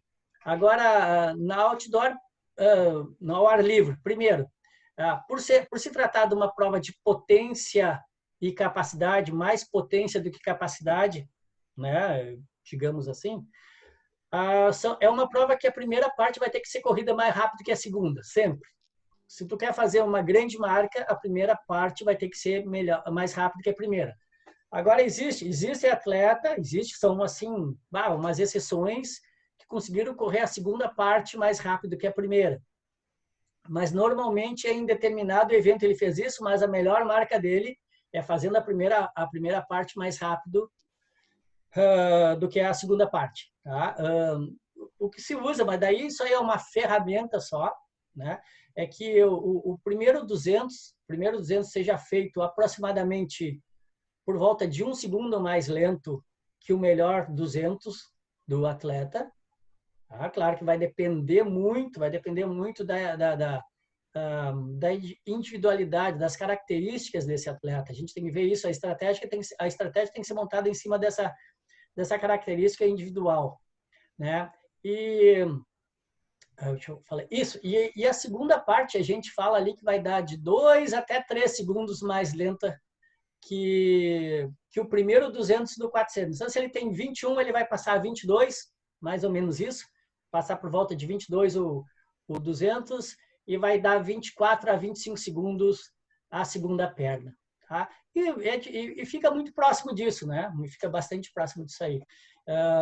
O que eu vejo assim, primeiro 50 metros ele é de predomínio alático, então eu acho que tem que sair rápido, mas de forma controlada, cuidando da técnica para não ser uma técnica onde tu vai estar usando força de forma errada, técnica errada, fazendo muita força para largar, porque senão tu vai estar lá no final da prova, tu vai ter problema, vai ter gasto de energia gratuitamente, né? Aí para mim fica muito importante os outros primeiros 50, os outros 200 metros, ou seja, da metade da curva de largada até a metade da curva de chegada, da segunda curva, eu diria que é o 200 mais importante. O atleta tem que conseguir correr rápido de forma descontraída. Tá? Porque depois dos últimos 150, quanto mais ele se aproximar da meta de chegada, da linha de chegada, mais fadigado ele vai estar, mais metabólitos ele vai ter de lactato e, enfim, aí vai ficar mais difícil de ele querer correr mais rápido, né? Então, eu não sei se eu respondi, mas eu acho não tem uma resposta única vai depender da característica de cada atleta. Tem atleta que vai poder correr mais rápido no início, vai cair muito no final, mas se ele não fizer isso, ele não vai fazer uma boa marca. Tem atleta que tem que largar e correr a primeira parte com um pouco mais de calma para conseguir fechar bem a segunda parte. Então, é muito individual, não existe uma única forma. E o que eu gosto de responder isso é que todo mundo vai ficar com dúvidas, inclusive eu. A gente não sabe como fazer. Ok. Vou passar então para a próxima pergunta, é do Ruben Pires. E ele pergunta como costumam utilizar ciclos de hipertrofia? Se sim, em que escalões é que esse trabalho deve ser introduzido e como é que gera este tipo de trabalho durante a época? Eu não uso muito trabalho de hipertrofia. Eu já teve uns momentos que eu usei força máxima no período, saindo do período de preparação geral, entrando no período de preparação específica, eu já usei força máxima, né? Às vezes eu uso um pouquinho, mas eu uso ali com uma carga de 85%, 90% no máximo, não uso mais que isso por receio de lesionar os atletas. Então, eu não uso... Eu cuido muito também porque os atletas que eu treino já são muito fortes por natureza. O Anderson, o Pedro, em especial, tem um outro menino que está treinando comigo esse ano, que começou há 2 anos atrás a treinar comigo, que é o Bruno. E o Bruno também está muito bem. Ele é um atleta mais velho, ele começou a treinar comigo com 28 anos. Só que é um menino que gosta muito de treinar, quer muito correr bem. E ele correu esse ano em treino 46,7. Então, ele estava muito bem. Foi uma pena que a gente teve esse break aí, porque eu acho que ele ia correr bem ia fazer o Anderson e o Pedro suar bastante. E os outros também. Mas eu não costumo usar muito hipertrofia, não, porque eu acho que atleta de 400 metros, dentro do possível, dentro das características de cada um, é óbvio, tem que ser um atleta dentro do possível leve. Né? É o princípio de gastar o mínimo de energia possível, utilizando o máximo de potência e gastando o mínimo possível de energia. Tá? Mas eu não uso muito hipertrofia, não. Certo. Eu prefiro usar mais saltos, tá? Para trabalhar força rápida, força elástica, do que trabalhar na musculação. Leonardo, o Alexandre conhece bem este atleta. Eu treinei um atleta de 400 metros barreiras, o Jorge que Paula? É o Jorge Paula, que chegou a ir aos Jogos Olímpicos de Londres. E toda a carreira dele tive uma luta com ele porque ele queria à força fazer ginásio, hipertrofia, e eu não deixava. Ele fazia às escondidas. Portanto, ia para os ginásios sem eu saber e fazia às escondidas e andava sempre muito forte. E a primeira vez que ele foi a uma grande competição internacional foi ao Campeonato do Mundo de Daegu. Quando veio de lá, veio dizer: e João, eu era o mais forte de todos. Assim, estás a ver? Antes de dizer isto há anos, só agora é que percebestes. Portanto, realmente o atleta de 400 não pode ter aquela massa muscular toda, não é? Até existem alguns que são muito fortes mesmo, né? Mas o normal... Mas cada vez menos. Cada vez menos, Uhum. Acho que é isso. Sim. Pegando agora aqui na questão que mencionou há pouco, falou sobre força máxima, o Pedro Leite faz a seguinte questão. Ele perguntou se acaba por não incluir a força máxima no seu treino ou, por outro lado, que importância é que acha que esta tem para o desempenho nos 400 metros? Mais ou menos o que eu falei. Eu uso um pouco, mas eu uso muito pouco exatamente porque eu tenho muito receio que os atletas fiquem muito fortes. Né? E de acordo com o que o João falou ali também, às vezes no meio do treino, no meio de uma série ou outra, quando eu olho para o lado, eles estão fazendo bíceps com a barra, que não tem nada a ver com o exercício, não é para ficar com o bíceps forte, né? Alguma coisa assim, ou estão fazendo barra. Enfim, não, mas às vezes eu uso num período ali de 4 a 5 semanas um pouco de força máxima, mas não muito, usando a força máxima como forma de potencializar a força rápida, né? Tanto explosiva quanto a força explosiva quanto reativa. E também eu gosto de usar, que nem eu falei, a força excêntrica, porque eu acredito que a força excêntrica possa dar um ganho de força máxima bem interessante também. Tá? Mas é isso, eu uso só um pouquinho de força máxima no final do período de preparação geral, final do período de base ali, que eles já estão com a questão da adaptação funcional bem desenvolvida, então eu acho que eu consigo colocar um pouco mais de sobrecarga deles, mas eles já são muito fortes, eu tenho muito receio de colocar e eles ficarem mais fortes ainda. Certo. Pronto, professor João, de perguntas era está tudo.